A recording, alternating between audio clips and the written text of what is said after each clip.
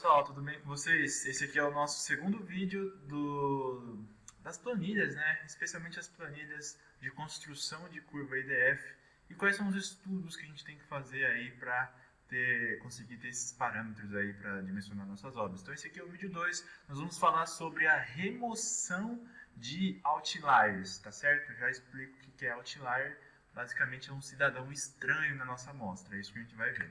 Bom, um critério que a gente tem que aplicar nos valores diários de precipitação é saber se esse ano que nós estamos trabalhando é um ano consistente ou não. Como que a gente faz essa análise? Não dá para ficar olhando dia por dia e ver se... Não, você vai aplicar uma forma, você vai aplicar algum critério que vai te dizer se esse teu ano é um ano consistente, então, portanto, dá para se utilizar os dados para projetar os máximos anuais. E se não for, vamos jogar fora. Então, o que a gente vai usar como critério? Vamos, por exemplo, primeiro ter dois critérios aí, o critério das 10 falhas e o critério da uma falha. Mas antes a gente precisa definir o que é período chuvoso, tá?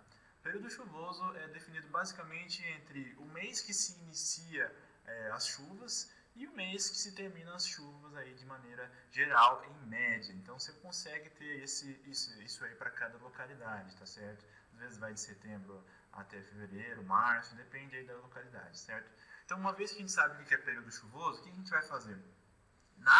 Dos nossos dados que a gente obteve aí, nós vamos primeiro aplicar o critério das 10 falhas. Então, nós vamos olhar para o ano de uma maneira geral, vamos ver todos os seus dados, e se tiver mais de 10 falhas, esse ano já vai ser jogado fora. O que é 10 falhas? Você não tem os dados, entendeu? São 10 anos, são 10 valores aí que você não sabe quanto que choveu. Então, se você tiver isso, entenda, se você não saber o que choveu, não necessariamente quer dizer que a chuva é zero. Pelo contrário, são coisas distintas. Então, uma chuva zero é porque você sabe que não choveu nada, entende? Você sabe. Agora, você não ter o dado, aí é um critério, é um dado faltante, tudo bem? Então, você vai aplicar esse critério, você vai ver se tem aí 10 ou mais falhas. Se tiver, já está jogado fora esse ano, ok? Critério da uma falha. Agora que você sabe qual que é o seu período chuvoso, você vai verificar o que? Se tiver faltando um dado nesse teu período chuvoso, você vai jogar fora esse ano. Eu sei que pode parecer loucura, mas aí que tá. E se esse máximo anual aconteceu justamente nesse dia em que você não tem o dado?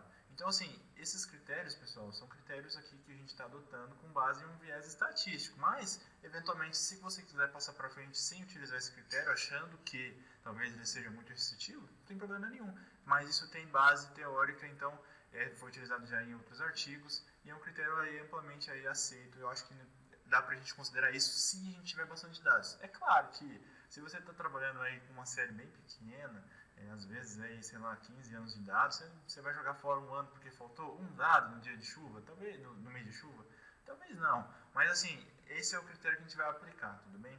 Então assim, só para a gente compreender, vamos supor que a gente já tem as chuvas, tá certo? As chuvas diárias aí, e que eu já tenha conseguido fazer aí, digamos, os máximos anuais dela, tá? Eu não falei aqui de máximos anuais, depois provavelmente vai existir um vídeo onde eu vou explicar como que se faz os máximos anuais, mas é muito simples. É só você pegar os máximos de cada ano e ver, comparar, fazer uma série delas, né? Então, seu primeiro ano tem esse máximo, seu segundo ano tem esse máximo e assim sucessivamente, tá? Então, vamos imaginar que você já tem aí esses máximos anuais, beleza? Então, vamos lá. O critério que nós vamos utilizar é o IQR, Interquartile Range, que é basicamente aí utilizado para fazer essa remoção. E o que tem que ser levado em consideração? Primeiro, nós temos aí, podemos dividir a nossa amostra em quartis, tá certo? Então, existe o primeiro quartil, quartil quer dizer um quarto, tá? Primeiro quartil, segundo quartil, terceiro quartil e quarto quartil, certo?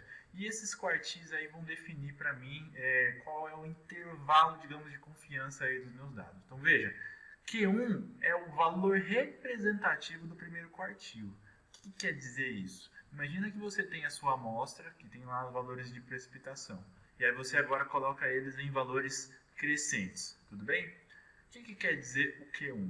O Q1 é o seguinte, se você pegar essa sua amostra de 0 até 100% dos dados, cortar ela bem na metade, você vai ter o quê? De 0 até 50% dos dados, tudo bem? E se você fizer a mediana desse intervalo, você vai encontrar o Q1. Então, o que o Q1 é? O Q1 é a mediana de 0 até 50% dos seus dados. E o Q3? O que é o Q3? O Q3 é, por outro lado, a mediana dos 50% dos seus dados até 100% dos seus dados. É como se fosse, digamos assim, o valor representativo aí do primeiro quartil e do terceiro quartil. Nós vamos ver isso com a mão na massa daqui a pouquinho no exercício, tá? Então, isso é o Q1 e isso é o Q3. E veja só, nós vamos definir, portanto, um limite de outlier. O que é um limite de outlier? É uma coisa que diz basicamente o seguinte: olha, a partir de determinado valor, eu vou considerar que este meu dado na minha amostra é um outlier, é um valor que provavelmente foi medido errado e que não condiz com os valores que eu tive aí observando ao longo da série histórica. Então vamos definir um parâmetro chamado L0, que basicamente é o IQR, que a gente acabou de ver como que calcula, vezes um fator. E esse fator usualmente é adotado como 1,5. Portanto, o que eu quero dizer com isso? Uma vez que eu tenho L0 e eu multipliquei ele por 1,5, eu vou ter um certo valor. E aí eu vou definir um outlier superior e um outlier inferior, de modo que, se tiver um valor acima desse outlier superior, eu vou considerar que ele é um outlier, ele não vai fazer parte da minha amostra. Se tiver um valor abaixo desse inferior, eu também vou considerar um outlier. Por exemplo, imagina que o seu máximo anual é 0 milímetros. Então, quer dizer, não choveu nada no ano. Eventualmente pode acontecer, mas é raro, entende? Por isso a gente pode considerar ele como um outlier. Por outro lado, imagina que você tem um dado de precipitação lá com 400 milímetros.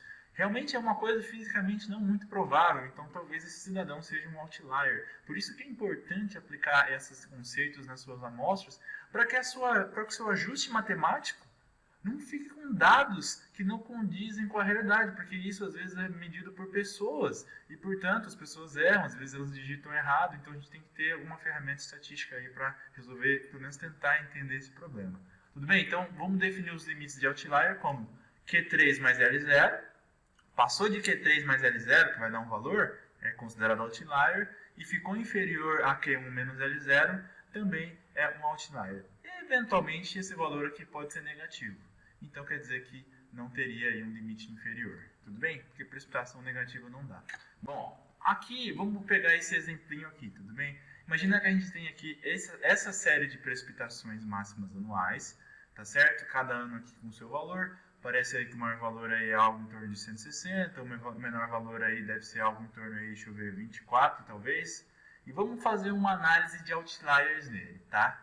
Primeira coisa que a gente tem que fazer, definir o IQR, ok?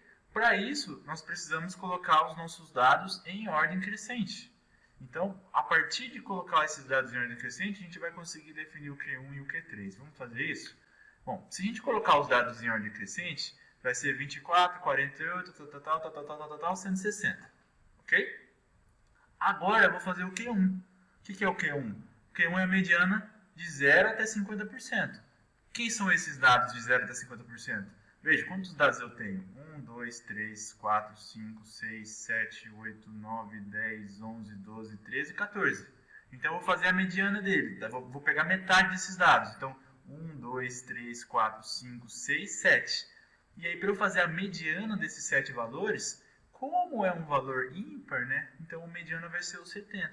Eventualmente, se fosse um número par, aí você ia fazer a média entre esses dois. Tudo bem? Então, nesse caso aqui, como é uma amostra que vai ter aí uma quantidade ímpar, eu vou pegar só esse cidadão daqui.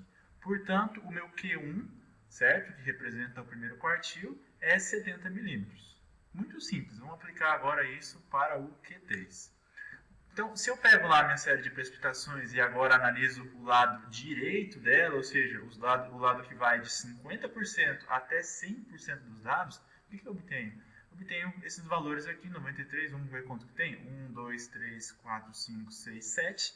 Então, a mediana aí vai ser esse elemento daqui, o 100 milímetros. Portanto, o Q3 é 100 milímetros e o Q1, se não me falha a memória, é 70 milímetros. Definido o Q3 e o Q1, eu consigo calcular quem? O IQR. E agora, para fazer o IQR, basta eu subtrair os dois e eu chego que o interquartile range. O que é o interquartile range? É a distância entre o terceiro quartil e o primeiro quartil em relação a variável aleatória, que é a precipitação. Qual que é este valor? 30 milímetros. Então, quer dizer, se eu tiver um range de 30 milímetros dentro do Q1, eu chego no Q3. E a partir do IQR, eu consigo definir o L0, que é o limite de outlier. Como? Basta eu multiplicar 30, que é o IQR, pelo fator que eu adotei de 1,5, 45 milímetros. Portanto, a partir deste valor, eu vou conseguir definir o limite superior e o limite inferior, que é o que a gente vai fazer agora. Veja só, para eu definir o limite inferior, basta eu pegar o Q1 e subtrair do L0. Ou seja, aqui está escrito errado, tá, pessoal? Aqui é limite inferior, é só eu pegar 70 e subtrair de 45. Por quê? 45 foi o nosso valor de L0. Portanto, a hora que eu fizer isso, eu vou chegar em 25 milímetros, que é o L inferior. O que quer dizer esses 25 milímetros?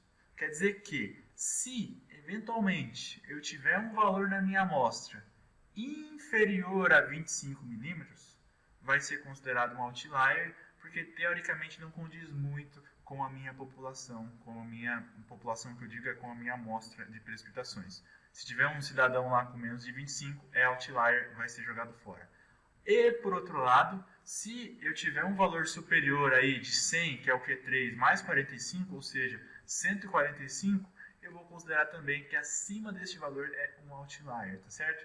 Isso aqui é uma coisa que, digamos assim, é um pouco criterioso.